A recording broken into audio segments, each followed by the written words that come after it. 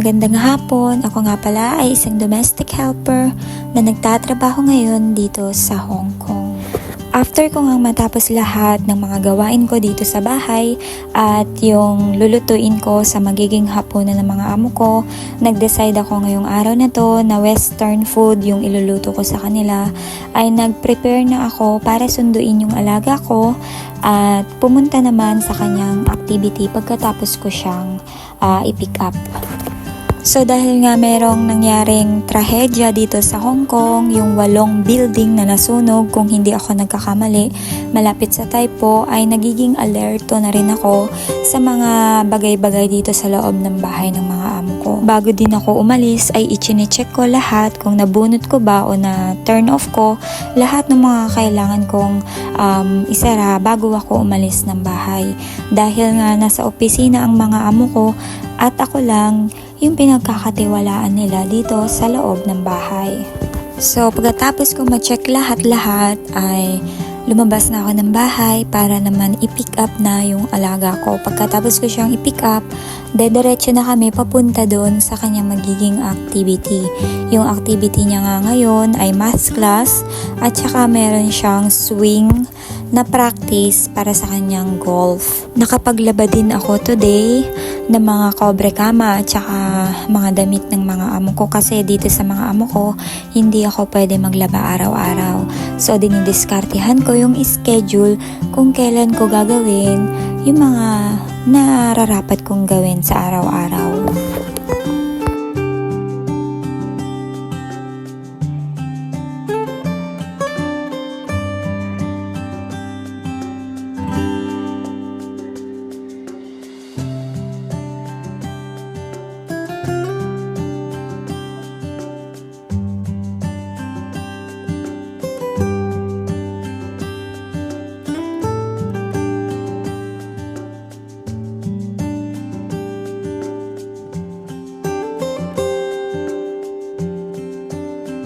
Dito sa mga amo ko, maaga akong nagtatrabaho para ma-i-schedule ko yung oras ng mga ginagawa ko at pagsundo sa alaga ko. Basta pagdating ng hapon, kailangan wala na akong masyadong gagawin para pag sinundo ko siya ay wala na akong alalahanin habang nasa labas kami at nag-a-activity siya. Nung mga oras na to, medyo sinesermonan ko yung alaga ko kasi ayaw niyang kainin yung dinala kong snacks para sa kanya. Gusto niyang bumili ng tinapay. Nagagalit nga yung mami niya kapag palagi kami bumibili ng tinapay.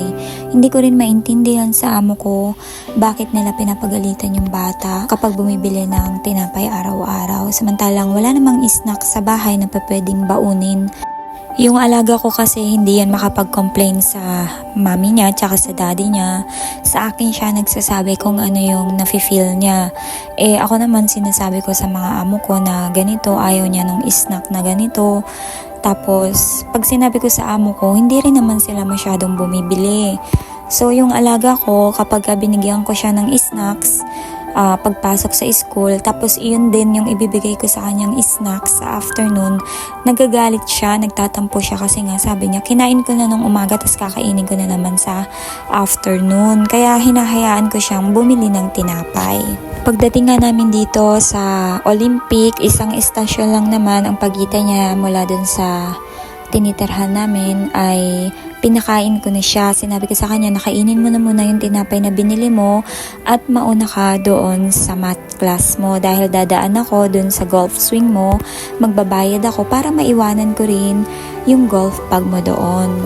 Kaya ayun, nauna na siyang pumunta dun sa math class niya at ako naman ay dadaan muna sa taas, sa second floor para sana magpa-reserve ng 1 hour para sa practice niya sa golf. Nung time pala na nagpapa-reserve ako ng 1 oras para sa kanyang laro ay nalaman ko na hindi pala nalagyan ng amo ko ng pera yung octopus card niya na gagamitin sana namin pambayad dun sa laro niya.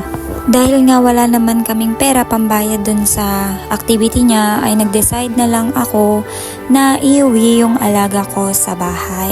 Nung mga oras nga na to ay nag-uusap kami ng masinsina ng alaga ko dahil alam niya na kagabi pa lang ay ibinilin ko na sa mga amo ko na kailangan namin ng octopus para nga sa mga magiging activity niya for this week. Pero dahil nga hindi nalagyan ng amo ko yung octopus card ng alaga ko, ay nag-decide na lang kaming umuwi sa bahay at magstay na lang dito para din makapagluto ako ng medyo maaga-aga. Pero pag uwi nga namin ay bigla din naman nag-message ang amo kong babae na magka-cancel daw ng dinner sa bahay ang amo kong lalaki at sila lang mag-ina ang kakain dito ng sabay.